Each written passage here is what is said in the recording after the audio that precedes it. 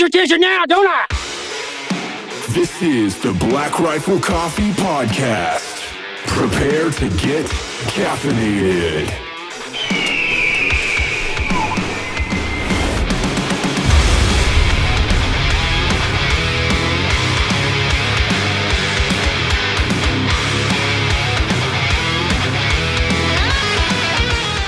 Welcome to the Black Rifle Coffee Podcast, which this show doesn't have a name yet. Great. Because it's just me now. Perfect. I'm the host of my own. They've given me my own show.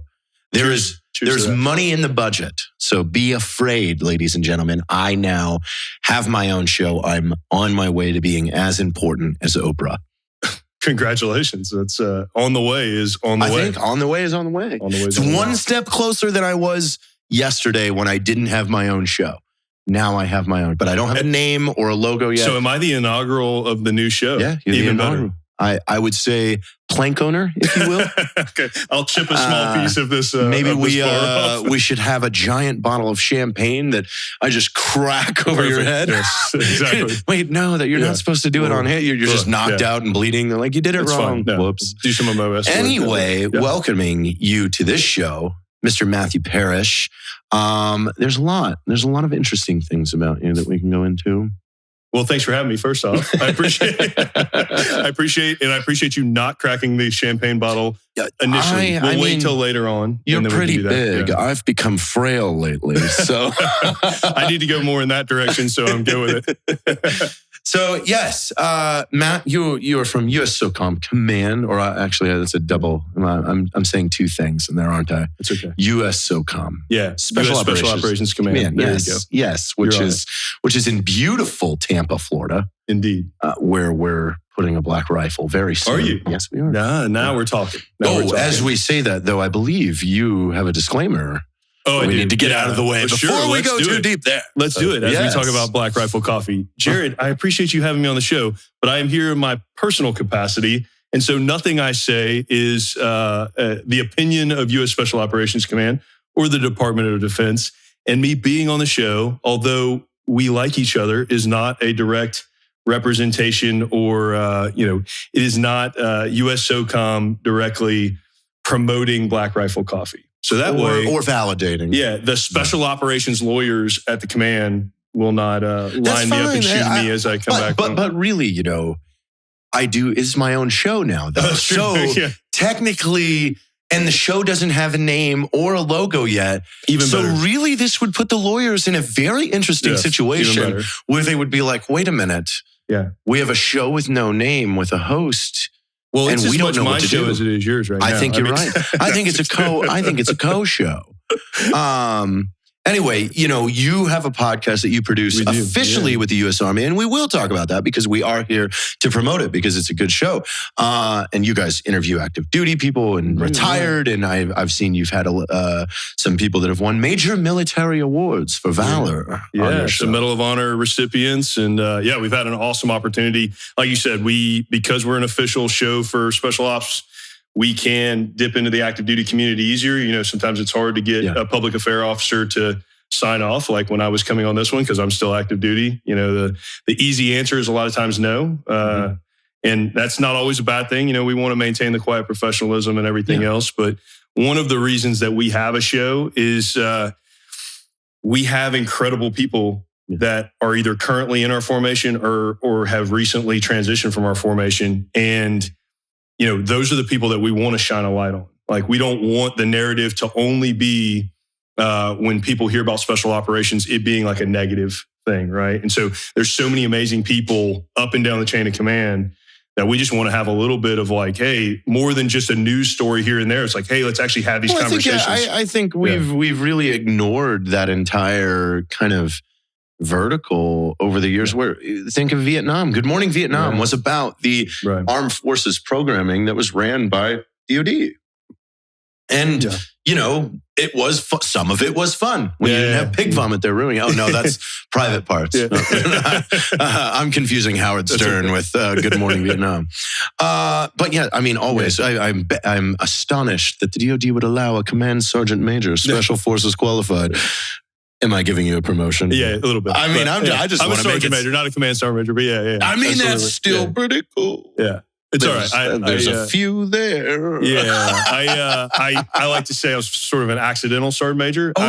Working towards being a team sergeant. Like in our community, E8 as a team sergeant, that's what you want to be. Yes. Right. Yes. And that's, that's what you work your entire career to be, being in charge for people that don't know, being a team sergeant is the guy who's basically in charge of one of those 12-person ODAs, our special forces team. So getting to that spot and then really trying to work to get a third year because, you're kind of, you can get 2 years. And then if you do a good job, maybe you can get 3. And then after that, you become a warrant. Yeah. yes. In some cases, absolutely. I have some of my best friends did that, and I'm jealous of them sometimes. But yeah. And then I was lucky enough to pick up 9.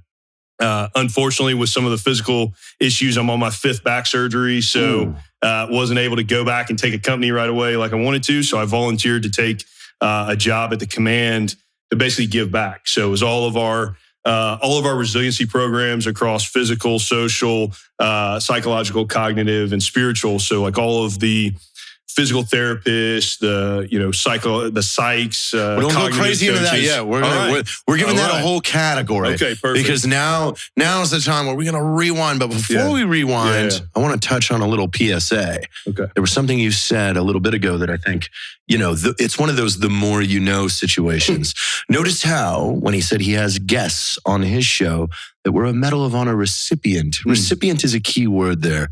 Do not catch yourself saying winner. Indeed. That's tacky. It is. No one wins the Medal of Honor. Yeah, you're absolutely right. And I was honored. We had, right before COVID, we had at Special Operations Command, we inducted, there's like sort of a Commando Hall of Fame, Commando Hall of Honor, right? And we were inducting all of the living Medal of Honor recipients from SOF. And so out of like the 30 or so, I think 25, 26 of them showed up, and we had them for like 2 or 3 days, right? It was incredible. Yeah. Like being in that room, they had, an entire dinner and everything else, but really walking them through, and each of us got we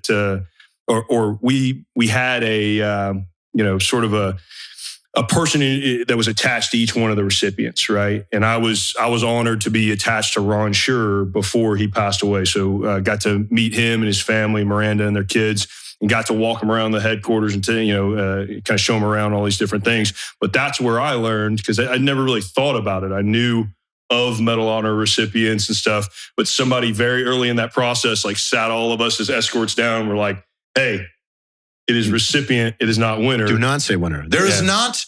There's not a finish line where someone's waiting for them as they come through and go, oh, all your friends died and you saved the 10 that you could. Here is your prize, young man. Yeah. And you're absolutely right, JT. I mean, what's crazy is we look at those guys and we're like, oh man, we just had Pat Payne and Matt Williams on our show, right?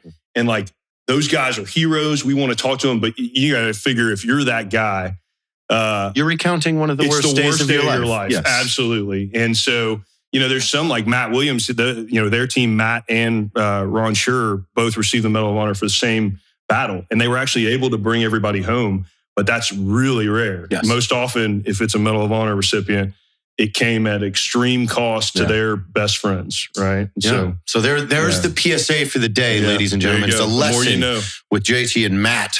Now, we're going to hit rewind on the old VCR and take us back to the year of 2005. Okay. You came into the United States Army as an 18 X-ray. I came in 03. Yeah. Okay. Yeah. Came in 03, joined, kind of right after 9/11. My buddy and I actually went to go become SEALs first. We went to the Navy recruiter. And because we didn't have 20/20 vision at the time, they said, hey, you got to go to the fleet for a while and then maybe get this laser eye surgery. Then you can need to go to A school. We need you to be a boatsman's mate. Yeah, so you're swap some decks for a while. No, please. But luckily, the guy I was joining with, his brother was already in 5th group. So he called and he's like, hey, what are you assholes doing? Why are you trying to join the Navy? I do that on the Army side. And they just created this program to go straight in called 18 X-ray. So in 2002. You born in 85? Me? Yeah. 83. Oh, okay. Yeah. Okay. So you went in at 20. 19. 19. Yeah. Because I went in 03. I went in at 17. Yeah, there you go. I was listening to one of your earlier episodes and I heard you say you went in at 17, but I wasn't sure what year. Yeah, February 2003. Yeah, so I was 19, which at that time for 18 X-ray was I was the second youngest guy in my class. We had guys everywhere from me up to guys who were like stock trading and had masters from Ivy League schools who were going through at the same time. And you're like... And okay, so at that time, the pipeline consisted of, you went through OSIT first, correct? Yeah. So you did your basic training in infantry school, you went to airborne school, and then you awaited, what was it called? SBOC? SOFC, SOPC, Special Ops Preparation Course, something like that. And that was that's how long? Bragg. 3 weeks? That's a month. A month, 4 weeks? A month. And that, to me, is the hardest school I've done in the military. I've done a lot of the other ones, and that was the roughest one. Well, I would say first round of 18 X-rays, your instructors are probably just coming out of Afghanistan and very angry. That is, and man, it's almost like you were there, JT. and they're a little mad that they're allowing off the street kids to go through, because before that, if you didn't know, to become a Green Beret, you had to be an E5 in the Army to even go to selection. So I'll let you take it from there. So we're at SOPC. Let's hear about it. You're 100% right. And they were a little mad. The program had happened before. We just had John Stryker-Meyer on our podcast. Amazing dude. Yeah, amazing guy, right? Yeah. And he was the equivalent of an 18 X-ray back in the Vietnam days, right? They had so many casualties. Except you went to school in Vietnam. No, he actually went to, I thought the same thing, but talking to him, he went to a qualification course and then went. So it was they still had a formalized training course. And then he went over there and basically volunteered for SOG and started running all these missions. But so that program has been on and off. It just, because of global war on terrorism, they said, hey, we need some more folks. So, hey, we're going to reinstitute it. But I was in the first year, right? And exactly what you said. A lot of the cadre, there was a lot of angst in the Green Beret formation of like, these kids don't deserve it. They shouldn't be here, et cetera. Yeah. And so, hey, I don't disagree. Like now being an old salty guy, like if I was in the same place, I'd have the exact same conversation. Like I get it. And as we pause for a moment, I was talking about this last week. I was down at Herbert Field because one of my best friends retired from the 23rd Special Tactics Squadron. I'm of the mindset that these careers require so much maturity that we need to go back. We need to go back and say, you can't even start this training until you're at least 25. And that's just so we have a developed brain that's going to think with it, not just be, what? If you want to be full of adrenaline and just blow doors down, go to the Rangers. But if you are coming over to this side, if you're going to be a JTAC, a guy that's in charge of employing air power, you need to be an adult. And I think, and that's because I'm thinking back of being 19 years old and 21 years old as a JTAC and thinking about the decisions I made and the things that I thought about and how I approached problem solving when it came to things happening on the battlefield. And I was like, man, I was a child. I knew fucking nothing. Amen to that, brother. Yeah, I share the same thoughts. USSOC and Army Special Forces has started trying to increase the age range a little bit on that. I mean, I don't want to be that guy. I always remember when I was a young dude, there was, these sergeant majors would get up and be like, all right, hey, listen, if you've been hiding behind your rucksack, can't do that anymore. You got to go to SWIC, all these things. And then you'd ask well, how long were you on a team? They're like, oh, I was on a team for 10 years, but that's not what we're talking about, right? So I don't want to be the guy now who's like, hey, I got mine and now, we should change everything. But I don't disagree with you. I mean, obviously I look back at when I graduated the Q course at 21 and went to a team, I shouldn't have been allowed to even walk in that room, right? As the child that I was. The X-rays, we got you guys a shed out back. You're going to wash the vehicles. 100%, The one good thing I'll say is when I went through, like I said, there was such a spread of age and maturity that there were far less of us at that, that actually made early, it. Yeah. Well, and there were far less of us that were even in that early 21 and under. There was a lot more 25, 26, even 30-year-olds, even then that were going through. So, and then, once you weed everybody out, it was what's your worst SOPC story? That's actually the only course in the history or in my Army career that I recycled. I had to do it twice. I've been through a lot of other double ones. prepped, though. Yes, if you think about it, and that's why you're really prepped. When I went to selection, it was not very hard. Yes, because I had been getting, the whole thing with SOFC, it wasn't like some crazy analytical approach at the time. It was like, we're going to take all the selection events, and where you have to do one of them a day over here at selection, you will do 2 of them a day. Every day, and you will get the dog shit smoked out of you in between everything, right? So by the time I went through that twice and then went to selection. You just did, you did a 60-day prep course for a 21-day selection course. Yeah. I mean, it was the best shape I've ever been in my life. I was like galloping around, like, what else do you need? Oh, is that all? Okay, cool. It was just, I'm done with my nav. Yeah, it was like, wait, we started 3 hours ago. What's wrong with this kid? It was, I would love to be in that shape again. Like literally just like, okay, we're doing an unknown ruck run. Okay, cool. I'm going to start running, and then I don't think I'm going to stop today. I'm just going to run. Yeah, I'm going to run the uphills too. Like, I don't care. We're fine. Because I was 19. It was like, so now 5 back surgeries later, I maybe would go back and maybe like. I just started running again recently. It's painful, but. Yeah. Well, I mean. I enjoy it. Yeah. Okay, so 2 SOFCs. Then you get in the Q course. Yeah, sure. What any good ones? Phase 2, Robin Sage. Yeah, anything what good I like there? about what I like about our qualification course is like, when I went to Ranger School, I went in the summer after I graduated as a Green Beret, and you so always you graduated, you were still like, I'm a kid. Let's go to Ranger School. Exactly right. Oh yeah, kind of good mindset of if I want these guys to respect me, I need more. Well, and that's exactly what when I got there. Kind of skipping forward past the question about the Q course, but I got my Green Beret. I show up to 7th Special Forces Group. I'm the first 18 X-ray on my team. I'm only like the 3rd in our company. Right. I sit down with the company sergeant major. They hand you a mop. Yeah.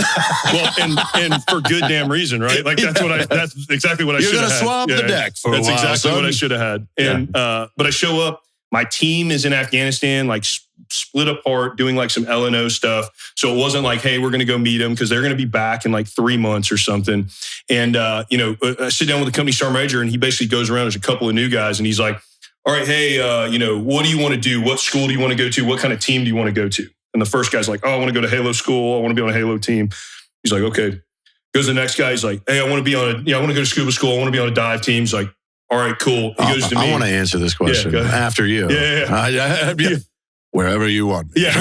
Well, it came to me, and I was like, I want to go to Ranger school. And it was like, record screech, like, and I'm 21 years old. I just got to the company, and he's like, and I didn't know this guy from Adam, right? Yeah. And he's like, Sergeant Parrish, he's 5 at the time. He's like, why do you want to go to Ranger school? And I said, well, a couple of reasons. One, I don't belong. Like when I walk into that room down there, the guy with the least amount of teen time besides me had like 3.5, 4 years, right? Yeah.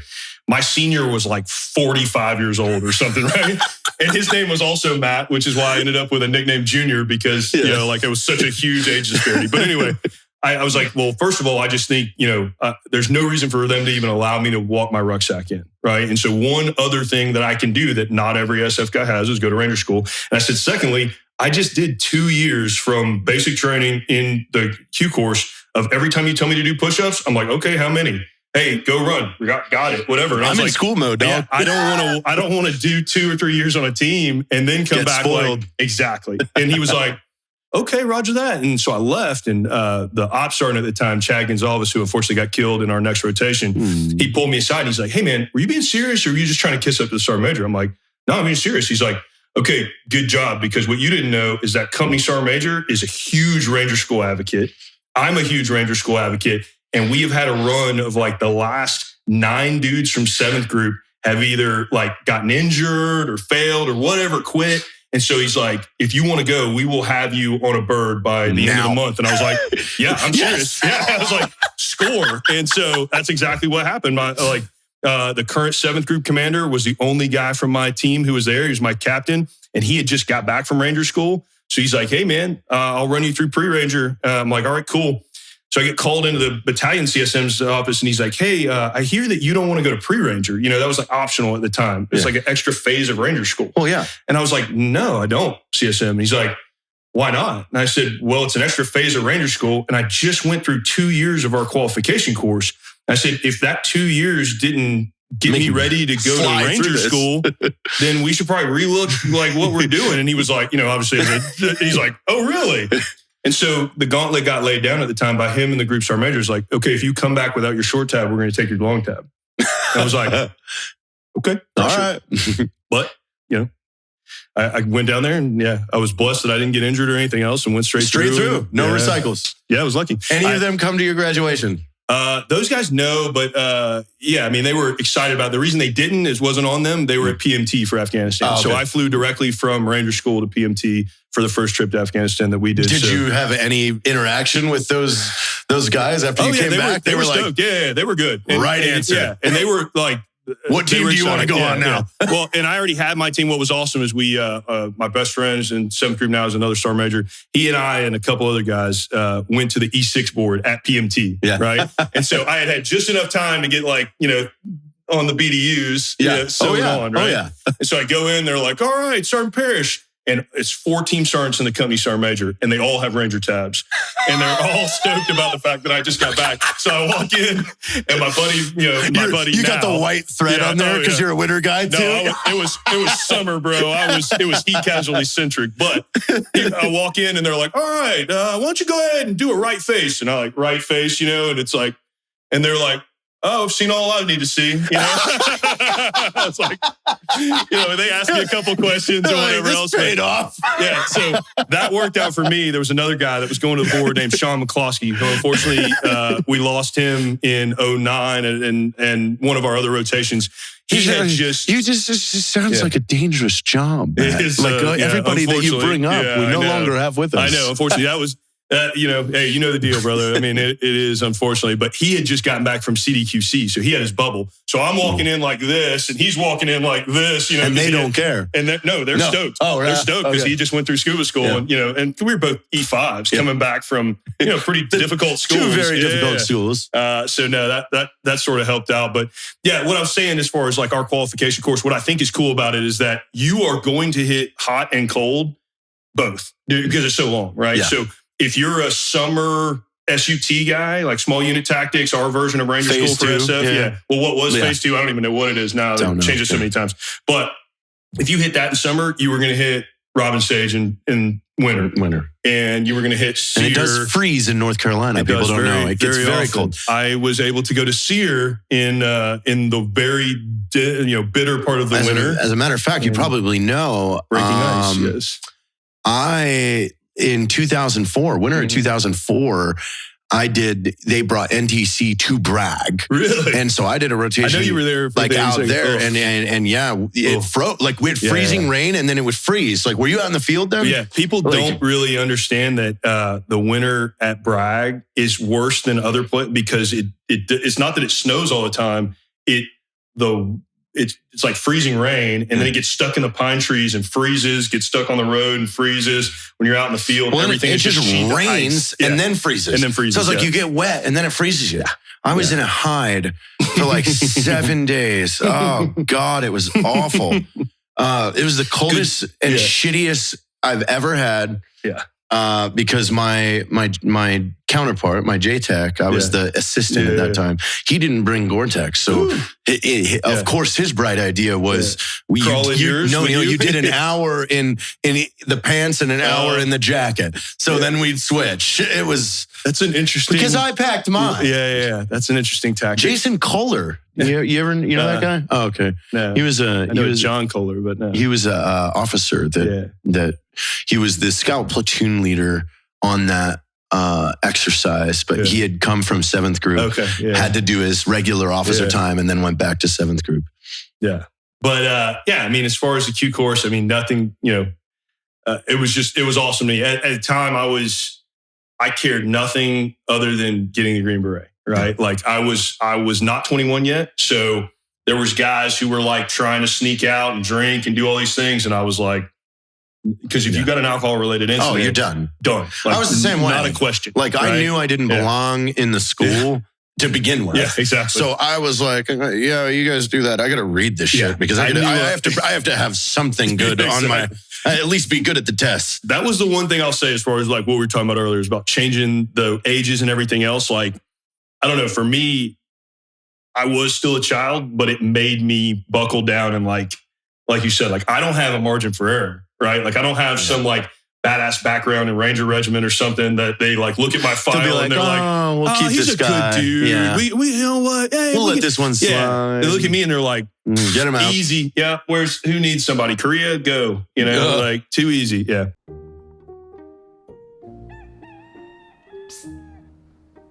Caleb, did you know with Black Rifle Coffee's Coffee Club subscription, you can get fresh coffee shipped to you every month? What? You don't even have to go to the store. Whoa. You don't even have to leave your bed. What? Wow. How did you get in here? You might want to go ahead and join the Black Rifle Coffee Club subscription before one of these guys shows up at your place. That used to be our thing when we pass somebody on a road. You see it in Korea. You imagine how different your life would be if you didn't make it through. I was thinking about that. I know, it's wild, isn't it? Yeah, like, it's crazy. Because I was supposed to be an ammo guy. Yeah. And like, I think like, oh my God, like it scares me to think like if I didn't make it through TAPP school, I wouldn't know the people I know. Exactly. I wouldn't have done the things I've done. I wouldn't be in the position. I'm like, oh God. Yeah. It's like one of those bifurcations in your story that I would not have a pride that I have either, like in it, because it was like that to me, like I would not have really appreciated that job at all. It just would have been like, oh, there's something to be said. I would have looked at you guys going out and been like, that's what I should have done. Yeah. There's something to be said for achieving, that job that you had to work so hard for, right? Like, that's why people reach out to me and they're like, hey, I'm thinking about going to selection, whatever. I'm like, do it 100%, right? Like, go. At worst, like I know guys who went, they failed, went again, failed, whether it was our selection, whether it was the long walk, special mission units, whatever, but they tested themselves and they were able to come back and learn from it.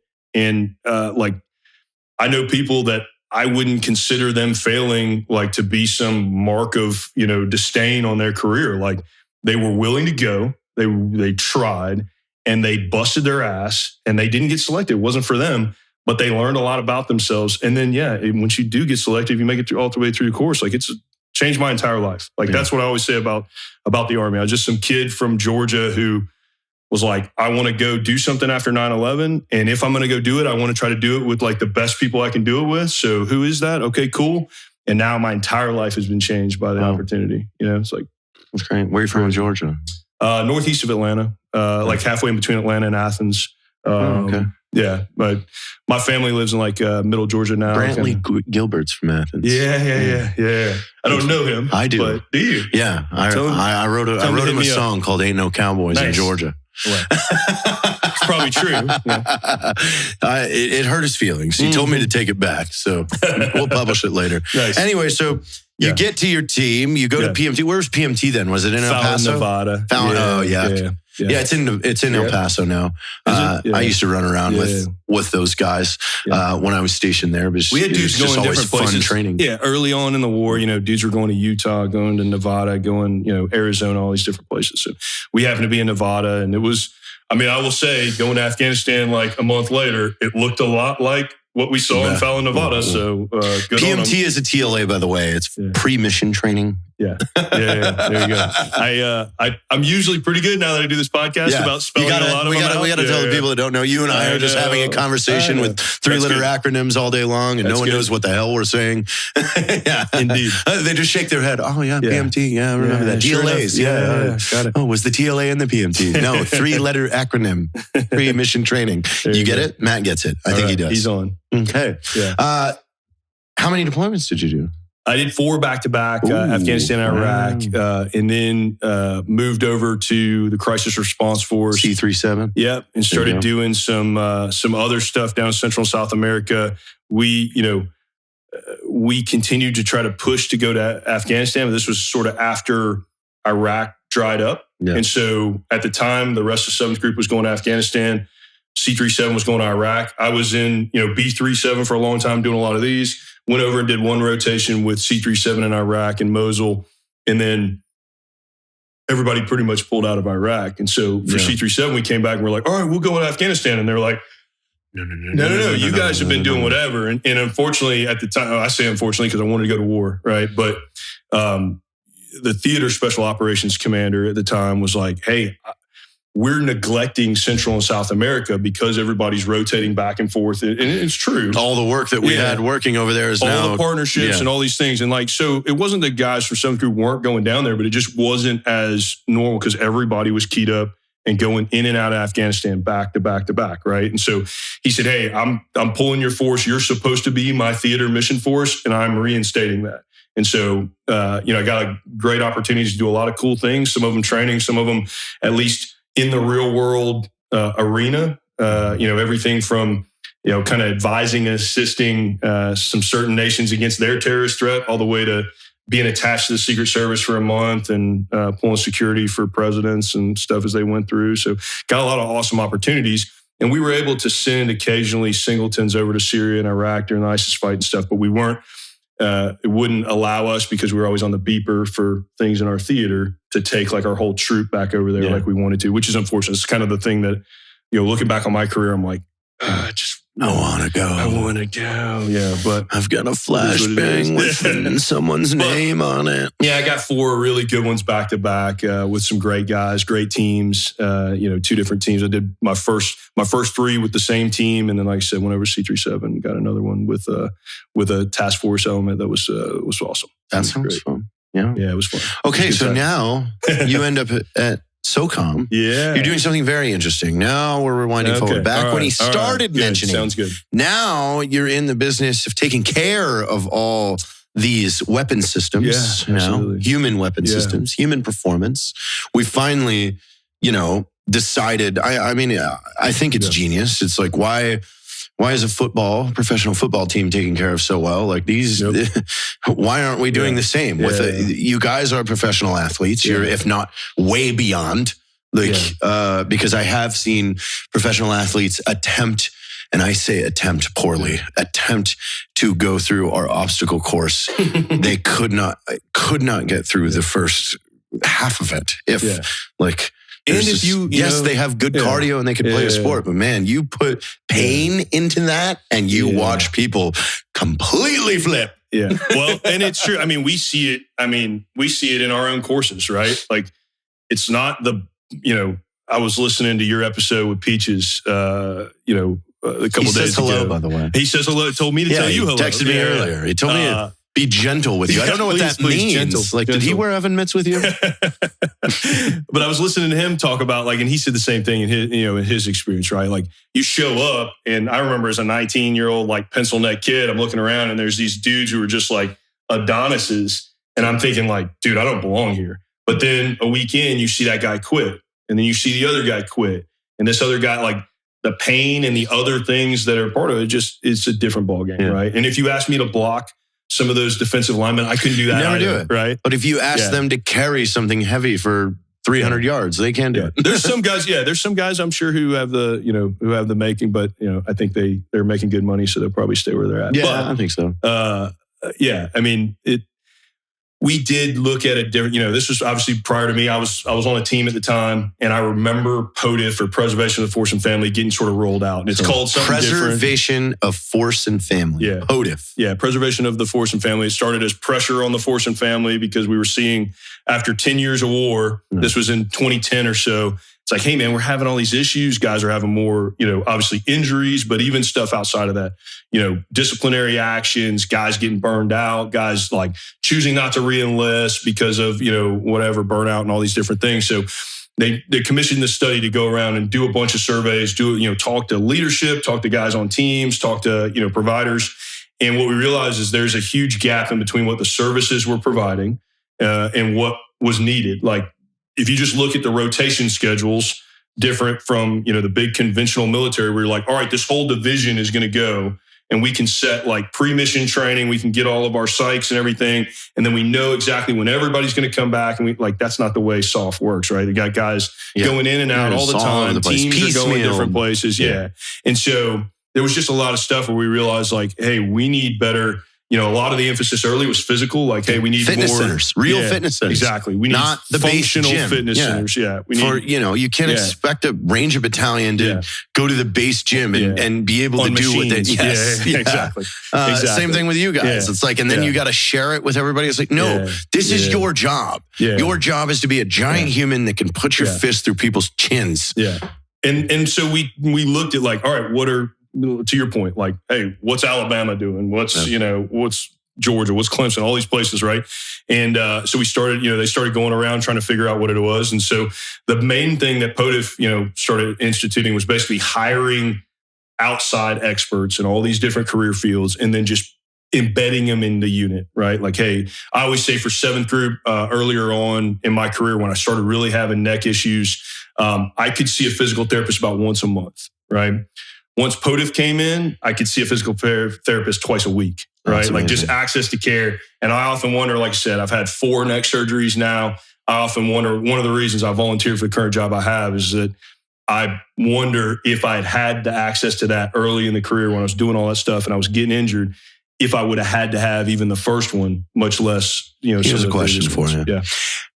As you guys are doing this though, are you also going into the regs and modifying the regs in the aspect of deniffing or denicking guys to essentially, our generation was scared of the doctor because it would pull you off the line. 100%. So are you guys at the same time updating that completely antiquated doctrine that's like, hey, if you come in for this, you can't operate for this many months. Are you guys focused on that as well? They are. So where POTF sort of lives, if you look at like health, fitness, and performance, we sort of live in the fitness to performance, right? Like we're trying to optimize you from where you're at to as best you can possibly be across, whether it's cognitively, psychologically, whatever. But we are working in concert with a lot of medical assets to say, like, you bring up exactly what I usually talk about when I go places, right?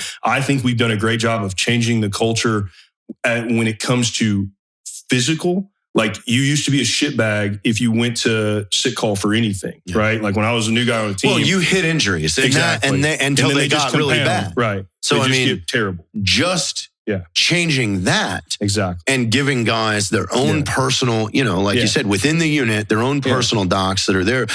You're gonna get rid of these injuries and you're gonna fix them early on, and you're not gonna have to retire. And they don't compound, and you don't end up like we all know. Like if you get in the posterior chain and you tweak your ankle, and then you start compensating for it, next thing your left hip is screwed up, and then it all compounds. So the main thing that we've seen is like now we're trying to change the culture to exactly what you said. Is like more of an athletic model where when a kid is recruited and he goes to one of these big schools to play football, for instance, he doesn't look at the training staff as somebody who's trying to keep him off the field, right? Like they need to get their money's worth. Enable him to be on the field. And that's where we're trying to get with all of our assets is like exactly what you said. Our generation, I was not going to tell anybody anything ever because I was trying to get, I was not trying to get pulled off a team. Yeah, exactly. It's like, you get knocked out, don't tell anybody about that. I was just talking to our 3-star, our deputy commander the other day, and I was like, sir, and he knows this, he's a Navy SEAL background, but I was like, sir, we're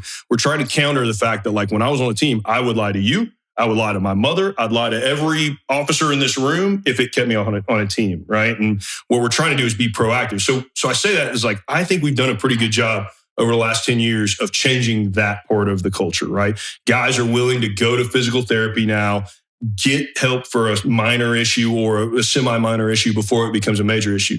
Where we want to go now is in those other domains, right? Like proactively working on your social relationships or your psychological fitness or your spiritual or cognitive fitness and not waiting. Like I always equate it to like, you don't wait until you're at the bottom of a mountain in Afghanistan and look up and you're like, oh shit, I should do some cardio. Like you're way too late, homie. And now you don't have any excuse now. If you're a younger guy listening to this on a team, you don't have an excuse. You have a ton of case studies Like, you have seen all of us go through this for our entire careers and realize that you're not a unicorn. Like, we all thought we were unicorns. Well, sadly, if you're on a team right now, you're not going to see an Afghanistan mountain anymore. Hey, brother. We were saying the same thing. They were saying the same thing in, July of 2001, right? Like, I know it's corny, but we have to think about that way, right? Like, we have to be ready.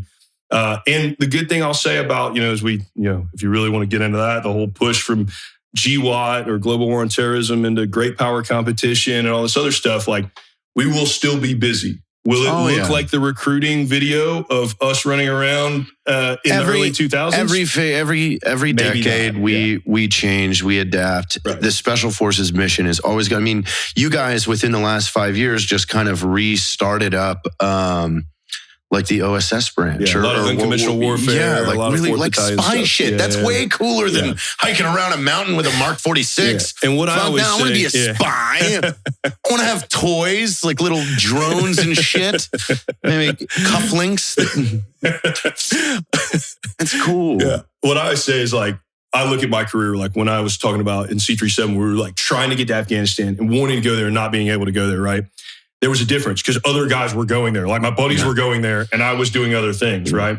Well, now if other people aren't going there, like, you're doing the most real world mission. When you're on a 3 or 4 man team in Peru, for instance, like advising and assisting direct kinetic ops onto their Sendero Luminoso terrorists. That is the Green Beret mission. That is the Green Beret mission. Exactly. And that's sexy. It was a good time, right? Yeah. And it was real operations, right? Like, I wasn't getting to pull the trigger like I got in Afghanistan and Iraq, but we were still having effects on, and again. Oh, you already checked that box. Yeah, but do you ever check the box? We're all selfish. We all want to continue. But you know what? You should want to do everything. I know. But I've been blessed. I've had the opportunity to do a lot of different things. So I will say that, the Army's given me an excellent opportunity on that. But yeah, I mean, as we shift through all those things, the real thing is we talk about the whole POTIF thing, and it's called something different in every place. So if you're listening from, USSOC, from the Army Special Operations Command, it's Thor 3 there. It's, they call it POTIF Iron and AFSOC. Like, it's just got different names, right? Because every unit owns it. But really, every officer needs a new bullet. Well, yeah. You don't have to confirm that. You can still get in trouble. I can't, however. But it's all sort of under this. We are really lucky, right? We talk about Congress and all these things, and usually it's negative. I will say positively, that is how we fund all of these other resources, right? Is Congress, that's not a foregone conclusion. They cut that out as a budget item to say, hey, SOCOM, you have $100 million to take care of all your people across the world, right? And so obviously we want to make sure that the program is something that people want to use, right? But, getting back to sort of that proactive resilience on those other things, like, I want people to go to the psych for 30 minutes and just go in and get a checkup and just rap with the dude before they're at a red line incident, right? Like, just go in and get a tune-up. Like, the same thing with cognitive. Like, we have science now that shows that neuroplasticity is real, meaning that your brain can rewire itself and it can make new connections and it can grow in the same way working your muscles makes your muscles grow, right? Mm-hmm. And so we're leaning heavy into cognitive performance because we want people to take advantage of that. It's one of the few things across all of our AFSCs, rates, MOSs, all of our jobs, that cognitive is important, right? Like, I need you to be able to make the best decision as quickly as possible, no matter whether you're the ammo guy or you're a guy on the target, right? And especially as we talk about all these layers of competition, I need the cyber dude or whoever else to be killing it cognitively, and I need the Navy SEAL that's on target to be killing it cognitively, right? And so we're doing a lot of things. Like, we just licensed a company called Brain HQ, a bunch of licenses for our folks to be able to use this app. And it's basically brain games that, through neuroplasticity, help your cognitive performance, right? And so we're leaning into those things. We're leaning into things like psych and spiritual. And, for social and family, we're not just talking about your FRG. We're talking about actual relationship, your connectedness, right? We talk about suicide prevention and things like that. It's far more often lack of connectedness and lack of purpose and meaning and belonging that end up with a guy in a place, or a guy or a gal in a place where they don't see the hope for the next day, right? And so how do we, everybody wants to like stop suicide and everybody else, and everybody's like always looking at, oh yeah, I want to help stop it. Like, okay, well, you can help stop it by also being proactive in your own life and making sure that you're creating meaningful connections, that you are aware of the signs in your own self and in others. To like, we don't want to wait. I'll answer the call at 2 a.m. every single time, and I'll drive wherever, and I will help you out. But I want you to work on that before that. You know what I mean? I don't want to get to that red line. Yeah. I mean, and a lot of us have been there, right? I mean, a lot of us have been there, right? Yeah. But we want to do better for the next generation, right? And so that's why I volunteered as I was trying to recover from all these physical, just kept surgeries. Yeah, plenty of surgeries, all unfortunately. That running. It was the two SOFCs. That's what it was. That's what it was. You can't go through that course twice. It wasn't any of the rest of the stuff. No, two SOFCs. It was back in 2003 and it got me. You can't go through that thing twice. I like that the lighting is really sparking up the, surgery 1 and 2 and surgery 3 and 4. It looks like I got a real good Colombian smile there on the lighting. But he was stealing chow in Ranger School. That's what happens. I was dumpster diving. Somebody caught me with a MRE spoon and sliced my neck. But yeah, man, I mean, it really is like, to me, we're headed in the right direction. We are 100%. I believe we are 100% headed in the right direction. What I want to make sure that we're doing is let's not bullshit. The force has got some simmering things right now between Afghanistan, 20th anniversary of 9/11, this shift from GWAT, like a lot of folks joined watching those videos and they're like, that's what, and now, you're telling me we're pulling out. So there's a lot of angst, right? Like that's not a political statement. That's not anything that I think I'm going to get my hands smacked. There's going to be it's that's a transition point. And we just talked like Chief Smith, the command senior enlisted leader of SOCOM. So the top E9 and all SOCOM, he co-hosts our show, right? Yeah. We just had the opportunity, the amazing honor to talk to John Stryker-Meyer, right? Till of SOG fame. And we're trying to pull from him and realize the lessons so that we don't end up in the same place for SOF that they did post-Vietnam, right? You listen to Tilt stories and they're working joint tactical air control and all these things across all the different services. He's got Navy, Birds, Marine Corps, Army, Air Force helping, 5 meters away, danger close stuff to him. And then less than 10 years later, we have Eagle Claw, right? Where like the services aren't talking to each other at all. And we have this huge thing in Iran. So how do we be proactive about making sure we don't end up in the same problems they were post-Vietnam, right? Like it's all cyclical, right? Like knowing our history. And that's one of the reasons we talk some of those things on our podcast. Like how do we get lessons learned from these amazing people? I mean, the GOs need to remove ego out of things and we need to crush down and do what we're best at rather than, I feel like now this thing is wide open and some of the services that, historically have been there to be support. Now all of a sudden don't want to be support anymore. Air Force, stop, do your job. Well, keep, and don't try and take on more so you can have a better bullet for your career. I'll take on a heat round that I'll probably get when I say this, but like SOF is more often a supporting force than a supported force. If you look before GWAT, right? Mm-hmm.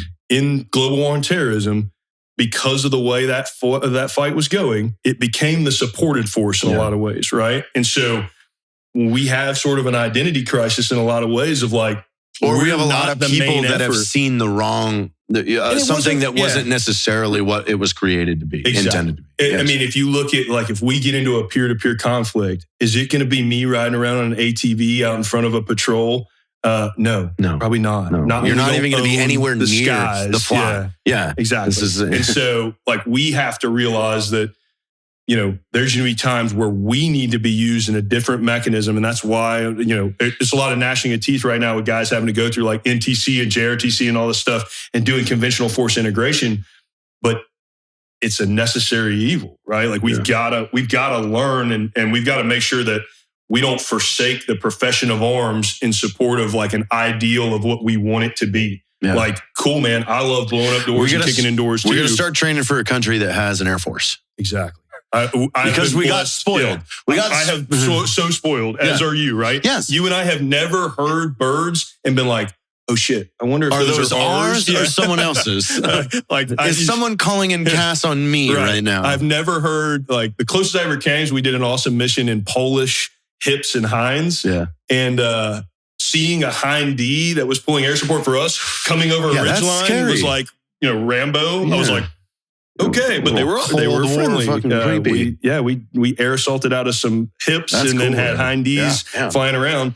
But think about if that was not ours, right? And we have become spoiled on a lot of those things, and so there's a lot of transition that's going to have to happen over the next few years, and it's not all going to be sexy, but it's going to be good stuff, right? Like it may not be the recruiting video that you watched when you were 17 years old and were like, I'm going to go do that.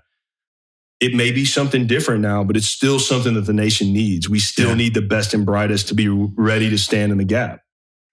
I love it. Well, thank you for coming out here and sharing all this stuff with us. Yeah. You have a podcast, though. Tell these guys how they can listen to your guys' podcast, because you're up to date. You're interviewing national heroes, everything. There's stuff people want to hear. Yeah, it's awesome. How do they find you? Yeah, so SOFCast, SOFCast, is available on every podcast stream, Apple, Spotify. We just started doing some YouTube stuff, but really we just started season 2. We had about 24 episodes and a couple bonus episodes season 1.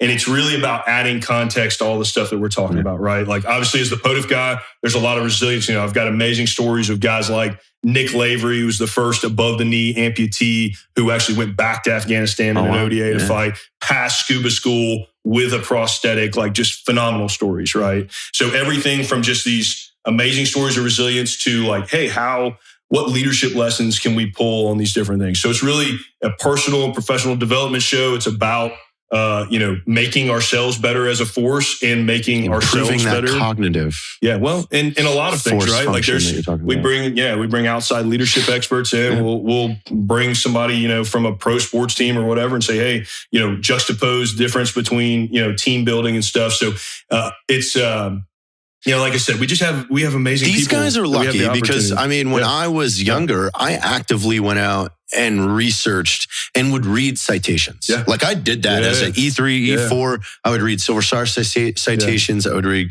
DFC citations. Like, because I got amped about these giants that I followed in the footsteps of. So, now I've been blessed to be able to talk to some of those guys. That's right? What I mean. It's incredible. Now you get to bring them into their living rooms, into their cars on the way to work. So it's awesome. SOFCast on all platforms. Yeah, absolutely. Matt, we thank you for coming in. Thanks for having me, man. Thanks for letting me, come in here and chat a little bit on the brand new. We don't even know what podcast. It's called. By next week, we'll know what it's called. That's awesome. But I appreciate it, JT. Thanks for everybody for listening. And please come check us out on SOFCast. And we, again, can't thank you enough for having me out here. Appreciate it.